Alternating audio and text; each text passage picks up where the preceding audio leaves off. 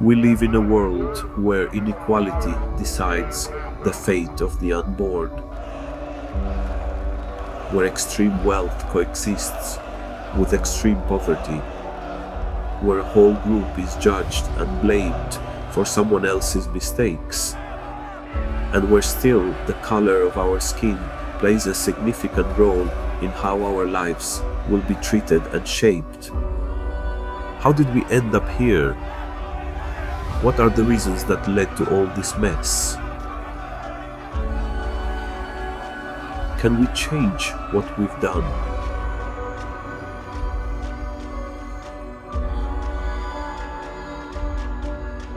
Can we accept each other and move on?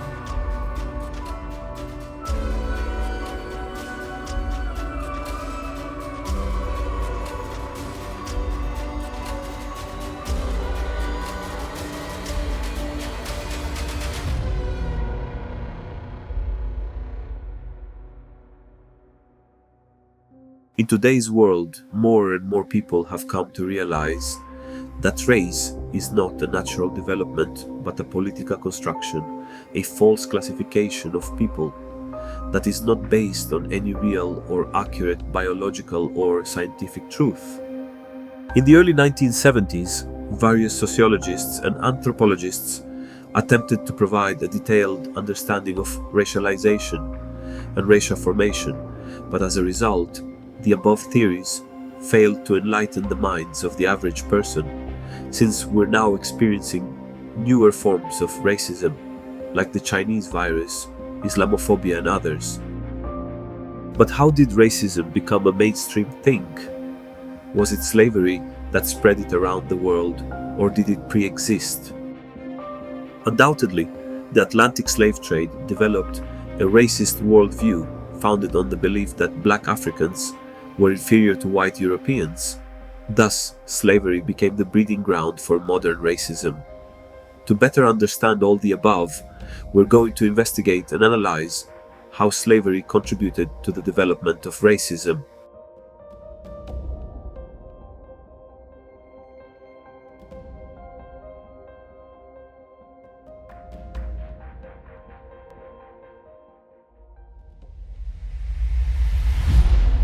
Although racism and slavery share a strong, almost symbiotic relationship, slavery may exist even if the dominating group does not believe its own race is superior to the group it enslaves.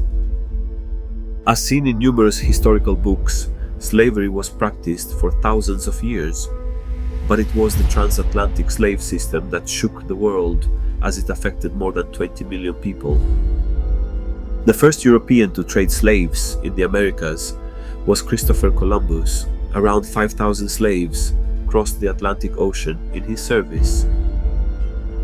We must say here that enslavement in Africa existed before the Europeans reached the continent. It was the Egyptians who started it out by using Jews, Nubians, and other races as their servants. Their slaves used to plow fields, raise their children, cook their food, fight for them, and build their pyramids. Another example is the Arabs, who enslaved more than 28 million Africans during the past 14 centuries, according to Middle East scholars and documents, with others claiming that the number is larger than 180 million. Arabs' main activities were buying and selling individuals for purposes such as house servants, wives, and war fighters. Getting back to Europe, the Portuguese were the first European nation to use African slave labor in the early 1400s to cultivate sugar plantations off the coast of West Africa, in São Tomé. According to BBC, around 15 million people were enslaved by the Portuguese for over 400 years. Despite the horrific torture and slavery they endured, Africans significantly shaped the culture and history of Portugal.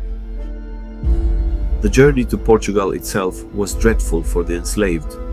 They were fastened and chained with manacles, paddocks, and rings around their necks. Furthermore, the owners would often whip, chain, pour burning hot wax and fat onto the skin of enslaved people and use branding irons to brand them as property. Enslaved persons were treated more like items of possession, and in medieval legislation, they belonged to the same category as mules, poultry, swine, and horses. The Spanish enslaved and transferred more than 3 million Africans from the 1450s to the late 19th century. Most of them were sent to their American colonies in Mexico, Latin America, Cuba, and California. More than 50% of slaves used to die in transit. The treatment of slaves in Spain was less harsh than in other parts, as they could, over time, rise to a certain stature that could allow them to become free. It was also important to Spanish slave owners that their slaves adopt Spanish names and accept Christianity as their religion. From 1597 to early 1833, Great Britain was responsible for the enslavement of 2.5 million people. Slaves used to come from the sub-Saharan region of Africa, Asia, mainly India, Oceania, and Native American tribes. The adoption of Christianity and the English language was the outcome of a 350-year dark period in British history. We have to mention here that the British were the first to abolish slavery with the Slave Trade Act of 1807. Other countries to commit crimes against Africans include France, from 1545 to 1818, with over 1.3 million people, the United States, from 1776 to 1865, with 800,000, and the Netherlands from 1548 to 1814, with 600,000 people. According to Statista, the Atlantic slave trade was the largest oceanic forced migration in history, where nearly 2 million people died at sea during the agonizing journey. And then we come to this crucial question: does slavery really exist nowadays? Research conducted by Statista revealed that there were more than 35 million people enslaved in 2018, where African countries accounting for 62% of the total number. In addition, the latest global estimates of modern slavery, published by the International Labour Organization, showed that around 50 million people were living in modern slavery in 2022. The main question is, was racism really adopted after the transatlantic slavery? Walter Rodney, a Guyanese historian and activist who was murdered in 1980 by his own people, claimed that racism was adopted at a local level due to the superiority of white people against black people and others during the 400 years of slavery. But how correct is that? The answer comes from Eric Williams, the first president of Trinidad and Tobago, who stated that slavery was not born of racism, but it was the consequence of it. A different reply came from Malcolm X, a human rights activist who wrote that racism is a crime that has been committed by humans ever since they first stepped foot on Earth, but it really began to drive a wedge between communities after the transatlantic enslavement. Based on my own research, I can clearly say that racism existed even before the Atlantic slave trade. During the Roman Empire era, for example, as seen from Emperor Septimius Severus's policies, black skin was considered a bad omen, and enslaved people were regarded as property. They were bought and sold at slave markets across the ancient world, and were paraded by their owners as a sign of wealth. Rome wasn't the only one. During medieval times, Jews and Muslims living in Europe were obliged to wear different clothes from the rest. According to Canon 68 of the Fourth Lateran Council in 1215, Muslims were seen as subhumans and incarnated evils, while Jews were put into ghettos and later expelled. To conclude, before the 1500s, the word race was commonly used to refer to groups of people who shared some sort of kinship or social connection, but that has changed nowadays, as the current conventional meaning of the word race refers to a social construct created by humans that divides individuals into subgroups defined by superficial traits like skin color, physical appearance, and genetic inheritance.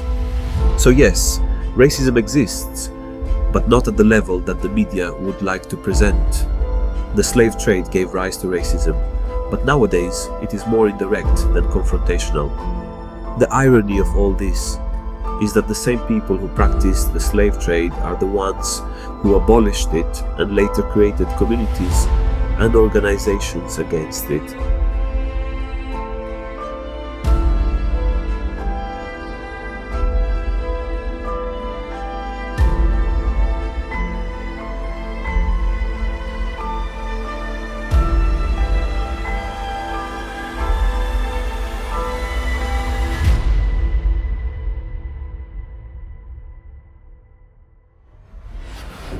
In a fast-moving world where everything changes in seconds, where everyone is rushing and running to nowhere, and where people have become prisoners to their own devices, we must look in the mirror and find ourselves once again. We have to let the past die and move on. We must reinvent the meaning of acceptance, embrace diversity, and create a new dimension where everybody has the same rights in education, health, and job opportunities. We can change the world, but the only way is together, in peace.